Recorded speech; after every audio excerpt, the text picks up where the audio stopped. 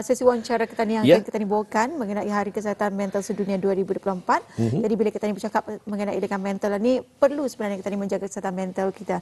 Jadi inilah tetamu undangan kita pada hari ini, ada dua orang narasumber kita yang akan menjelaskan Hari Kesihatan Mental Sedunia 2024. InsyaAllah kita akan bersama Yang Mulia Puan Nur Syahmun binti Haji Matasan, iaitu psikologis, Ketua Strategi Kesihatan Mental, Pusat Promosi Kesihatan Kementerian Kesihatan, dan Puan Haja Rozailah binti Haji Abdul Rahman, psikologis bahagian psikologi masyarakat Kementerian Kesihatan. Assalamualaikum. Waalaikumsalam warahmatullahi Apa khabar? Alhamdulillah. Alhamdulillah.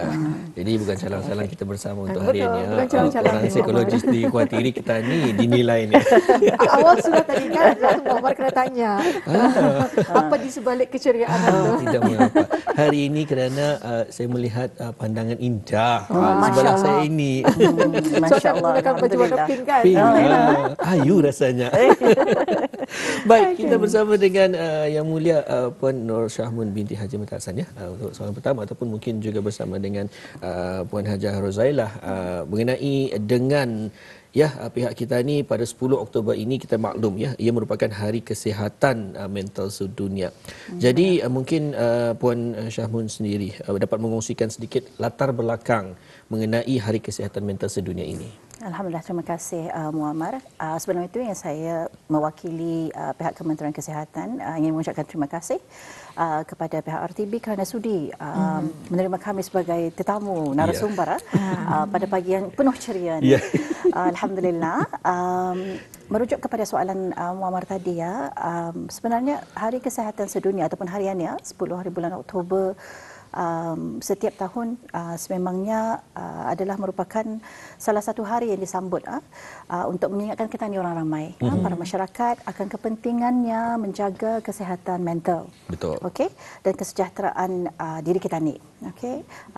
Ianya disambut di seluruh dunia, bukan sahaja negara Brunei Darussalam tetapi seluruh dunia pada bulan Oktober, 10 hari bulan, dan adalah merupakan salah satu mekanisme ataupun platform yang dimulakan oleh World Federation for Mental Health ataupun WFMH semenjak lebih kurang 30 tahun yang lalu dan didukung bersama oleh Pertubuhan Kesihatan Sedunia WHO.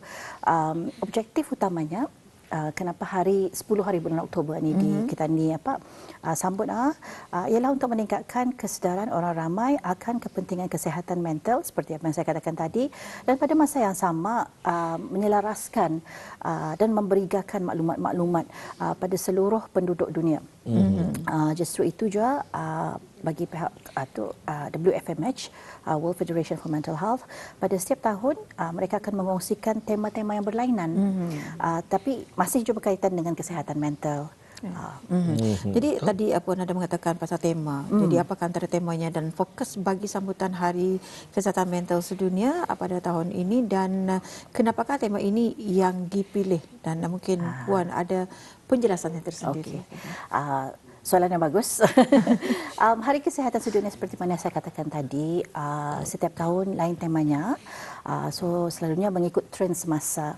So pada tahunan ini tema yang dipilih oleh World Federation of Mental Health adalah It's time to prioritize mental health in the workplace, ataupun dalam bahasa Melayunya, bahasa Melayu kita ni lah, sudah tiba masanya untuk mengutamakan kesihatan mental di tempat kerja. Okay? So antara lain objektif utama pemilihan tema ini adalah untuk meningkatkan penglibatan masyarakat global, especially terutama di kalangan pekerja, para majikan, organisasi dan pihak berkepentingan dalam advokasi di peringkat akar umbi ataupun grassroots levels dalam menggalakkan kesejahteraan mental di tempat kerja. Ianya bermatlamat untuk menyebarluaskan mengenai peranan penting kesihatan mental dalam persekitaran profesional dan menyokong tempat kerja di mana kesihatan mental diutamakan, dilindungi dan dipromosikan. Pada tahunan ini Kementerian Kesihatan ingin menyerulah kepada orang ramai, khususnya penjawat awam dan semua tenaga kerja untuk menyertai kami dalam usaha penting ini so that kita ni boleh bersama-sama meningkatkan kepentingan kesihatan mental di tempat kerja masing-masing. Seperti Muammar tadi berjenaka pada awal pagi, sama tu juga, serta menggalakkan persekitaran yang menyokong antara satu sama lain dan memupuk kesejahteraan mental semua pekerja. Jadi termasuklah dengan memastikan pekerja-pekerja, para majikan mengamalkan keseimbangan pekerjaan dan kehidupan seharian ataupun lebih dikenali sebagai work-life balance atau work-life harmony, mempraktikkan zero tolerance kepada isu-isu bully dan gangguan emosi atau seksual di tempat kerja, atau jika ini pun orang paling kurang pun ditangani dengan baik. Para majikan dan organisasi juga boleh menghentikan pandangan negatif atau stigma dengan menggalakkan pekerja-pekerja untuk berbual ataupun berbincang mengenai kesihatan mental dan isu-isu berkaitan dengan kesejahteraan diri secara terbuka. Orang no judgement. Betul. Macam itulah. Baik, diharapkan. Alhamdulillah telah pun dijelaskan oleh Puan Nur Syahmun tadi di mana mengenai dengan mental health ini, Hari Kesihatan Mental Sedunia ini. Mungkin juga Puan Hajar Rozailah dapat mengongsikan apakah dia antara faktor-faktor yang menyebabkan seseorang itu mengalami masalah mental dalam pekerjaan mereka. Okay. Terima kasih. Kalau ada beberapa perkara lah yang boleh membuat seorang itu mengalami masalah kesihatan mental dalam pekerjaan. Okay, salah satunya lah demand, permintaan pekerjaan atau dan yang kedua autonomi, dan tiga sokongan, yang keempat relationship, perhubungan, and then boleh juga perubahan, change management dalam company itu. So kalau we talk about, kalau kita cakap tentang demand ataupun permintaan pekerjaan itu, mungkin saja bebanan kerja tu banyak sangat kerja tu sampai lebih it's beyond the capacity of pekerjaan tu, dan buat stres. Malah itu juga cara kerja seperti waktu kerjanya anda tentu, and then ia punya deadline. Ia punya deadline-nya tu berjurut, deadline-nya belum berjurut, and then persekitaran yang competition yang tidak sehat lah. So that will buat pekerja itu burn out, dan juga persekitaran juga sangat penting lah. Kalau persekitaran itu buat orang itu sakit, boleh je boleh je orang itu mengganggu kesihatan mentalnya, dan juga kalau juga persekitarannya itu kurang sumber dan juga tidak selesa lah. So eksesi kurang lah contoh. And then juga kalau autonomi, kawalan. So autonomi ni pun penting juga dalam kesihatan mental kita ni lah dalam pekerjaan. So autonomi ni ialah di mana seseorang itu ia ada kebebasan memilih membuat pilihan untuk cara kerjanya, untuk menyelesaikan kerjanya. Okay, so kalau sekiranya orang itu ia tersekat untuk cara kerja nada cara tersekat untuk menyelesaikan masalah kerjanya, maka ia akan boleh sempit. So ia akan buat orang itu rasa burn out, motivasinya kurang. So kalau ia ada autonomi yang tinggi, di mana ia boleh ada buat menyelesaikan masalah kerjanya itu dengan caranya sendiri, ia akan buat productivity dan juga motivasinya lebih tinggilah.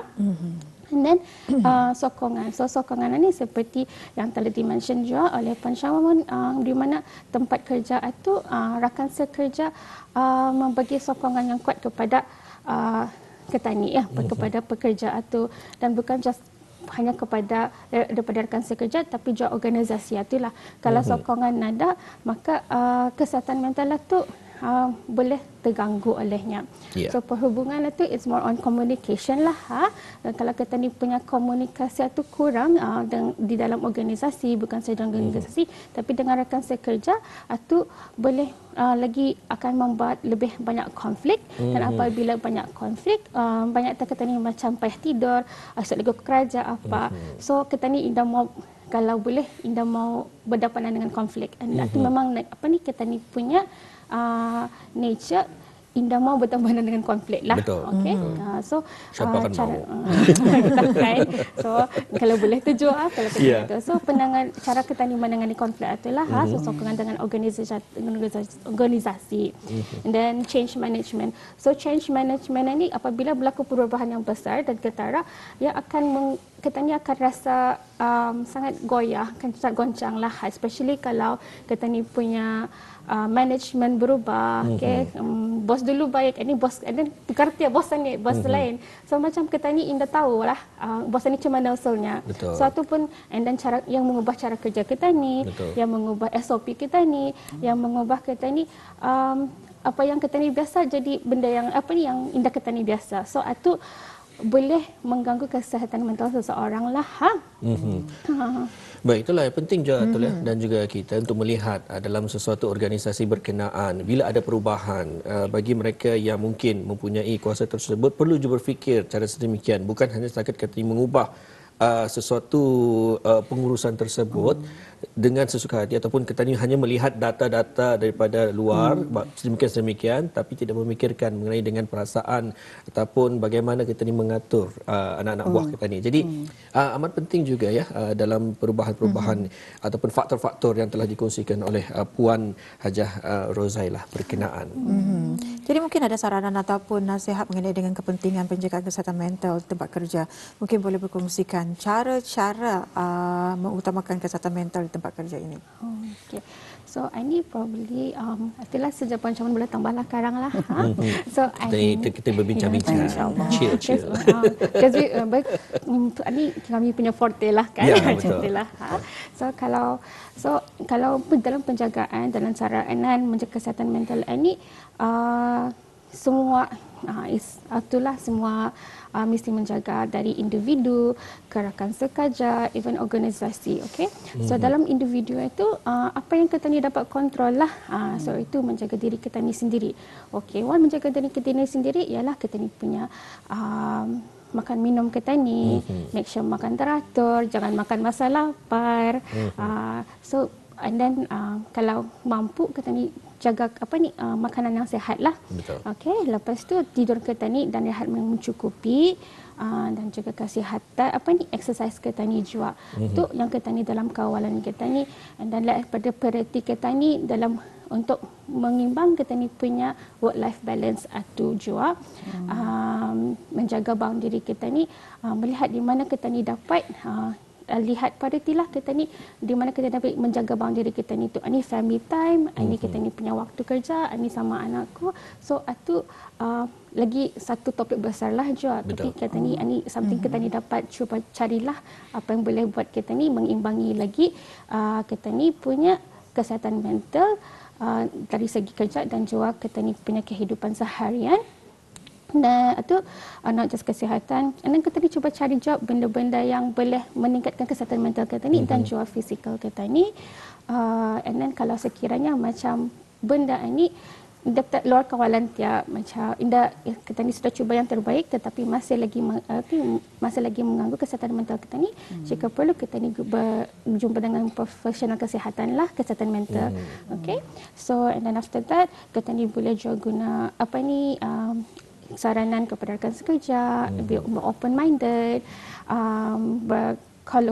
kolaborasi, communication yang efektif, okay, team building, okay, dan lepas tu juga organisasi. So organisasi itu yang akan membuka culture kesihatan mental lah, atau yang akan kalau in terms of organizational psychology is probably itulah yang sekarang ni is psychological safety, di mana kita ni mau pekerja-pekerja itu merasa selamat di dalam pekerjaan diorang.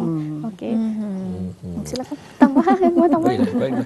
Kita bersama dengan Nur Syahmun pula ya. Bagaimana Puan mungkin daripada tambahan daripada Puan sendiri mengenai dengan cara kita ni untuk menangani hal-hal sedemikian. I think pada hemat saya lah, memang penting untuk kita ni memupuk budaya yang positif di dalam menangani sama ada isu masalah kesihatan mental pun ataupun isu-isu berkaitan kesihatan mental. Artinya isu-isu ni sebelum ia terjadi ataupun orang sebelum ia roll into something bigger. Ya. So budaya positif. So mengamalkan menanyaan khabar. Kadang-kadang kita ni lupa, terlalu sibuk dengan pekerjaan, kita akan lupa untuk bertanya khabar. Orang sebelah meja pun dia tertanya. So simple questions like apa khabar kita? Okey kok? Ada dapat aku tolong kerja? Kalau habis sudah diri punya keraja lah. Kalau diri keraja diri belum habis, jangan ditanya kerja. Fokus pada diri sendiri. Tapi kalau sekiranya tak ada masa luang itu, bantu, berikan sokongan. Because sometimes ada orang katanya ni malu ataupun takut kami meminta tolong. Betul. Macam aku belum siap kerja aku, biar aku buat kerja ni. Tapi rasanya sebenarnya ini terbawainya katanya. So pupuk budaya sehat untuk bertanya khabar. Dan apa yang kita ni jangan camah mata. Kalau orang Brunei, peramahan kita ni jangan camah mata. Saling membantu. Dan kalau sekiranya sudah kita tahu macam hari ini, kita ni tahu hari ini Hari Kesihatan Mental Sedunia, kami kongsikan juga beberapa perkara tadi kan. Beritahu colleagues ya, apa yang dapat dibantu, di mana dapat mendapatkan bantuan. Mungkin kerana serta keduhong saya bercakap pasal perbantuan, maybe I can tell kalau kita ni di Brunei ni, alhamdulillah kerajaan ke bawah dunia telah memastikan akses ni sampai ke mana-mana. Jadi kita ni boleh saja menelpon talian harapan 145 untuk membantu untuk meminta bantuan dan sokongan, atau terus saja ke pusat-pusat kesihatan yang berdekatan, berjumpa dengan doktor-doktor kami dan untuk meminta nasihat yang lebih lanjut. Bagaimana Puan jika sekiranya ada organisasi ataupun syarikat-syarikat swasta yang rasanya ini bagus ni kalau ada pihak Kementerian Kesihatan sendirinya dibawa membuat talk ataupun membuat ucapan dalam seharian ini katanya untuk memberikan motivasi kepada pekerja-pekerja, malah juga kami sebagai mereka yang manajemen ini. Bagaimana Puan? Untuk perkara-perkara macam itu sebenarnya memang sudah berlangsung terutama bulan Oktober ni. Ini macam pisang panas ni. Laku jualan kami. Dah berjual pun masih laku. Betul. Satu topik yang sangat hangat diperkatakan dan diperbincangkan. So usually kami syurkan kepada orang ramai, paling senang ialah hantarkan email ke hpc@moh.gov.pn. Alright. Itu salah satu daripadanya. Dan ataupun kepada kami punya corporate comms ataupun corporate comms lah, perhubungan korporat. Sorry, translate lagi dulu sekejap tadi. But untuk meminta taklimat kesihatan mental. Sebagai apa yang ingin objektif yang disampaikan. So insya-Allah Kementerian Kesihatan, because kami ingin memberikan kesihatan mental dan hijau, dan alhamdulillah nampak hasilnya. Pas hari ini banyak orang pakai hijau. Betul. Bagus lagi pakai special batch. It's very sangat memberangsangkan lah. Because alhamdulillah, macam it has been lama kan kami bekerja dalam kesihatan mental ini, pernah mempromosikan melalui fasa-fasa di stigma. So pada tahun ini alhamdulillah sangat memberangsangkan lah. Macam tadi dibuat school runs, macam banyak parents ni pakai baju hijau. So sangat macam ada kerjasama yang bersepadu juga, bukan dari Kementerian Kesihatan saja, tapi sokongan daripada NGO orang lain, kementerian lain, masyarakat sendiri. So itu yang tadi harus berkukuhkan lagi dan teruskan konsistensi. Secara ringkas Puan, pesanan Puan kepada kami semua masyarakat yang lainnya, walaupun kita ni kelihatan sehat, mental kita ni sehat, tapi bagaimana tadi membuat pemeriksaan untuk kesihatan mental ini? Okey. Sebenarnya kita ni semua ni memang orang indah terhalang daripada mengalami cabaran-cabaran kehidupan. Whenever you feel stressed, please address it. Okay, manage it well. Dan yang paling penting lagi, it's okay to ask for help tu. It's okay to ask for help. Aduh, kadang-kadang kita ni rasa, aku nak mau pasal nak membarati orang. Takut lemah. Takut dipandang lemah. Mungkin. So, jadi, it's okay to ask for help. Help is there. Bercurhat atau perkataan masanya bukan urgensi ke itu, tapi curhat itu it's good. Asal saja yang mendatangkan kebaikan lah, bukanlah yang mendatangkan kemudaratan. Ini curhat tempat orang kita ni percayai. Yang memang kita even confidentiality is very important lah. Even tu walaupun bukannya saja pada profesional, tapi kepada orang yang dengan kita ni curhat itu. So it's very important lah. It's part of aspek kepada apabila kita ni bercerita dengan orang. So confidential itu not just dapat pekerjaan, tapi dan ketika bercerita dengan orang lain. Alhamdulillah. Sebenarnya banyak yang kita bincangkan ya. Banyak yang kami sentuh lagi sebenarnya bila berjumpa bersama dengan pakai psikologis lagi ni. Memang banyak cerita kami ni malah takut dikorek-korek dia. Tapi tidak mengapa. Kita persilakan Puan ya. Kita juga ucapkan terima kasih, ribuan terima kasih kepada dua narasumber kita itu, Yang Mulia Puan Nur Syahmun binti Haji Matasan, psikologis Ketua Strategi Kesihatan Mental Pusat Promosi Kesihatan Kementerian Kesihatan, dan juga Puan Hajah Rozailah binti Haji Abdul Rahman, psikologis Bahagian Psikologi Masyarakat Kementerian Kesihatan. Ya, terima kasih banyak kami ucapkan. Assalamualaikum. Waalaikumsalam warahmatullahi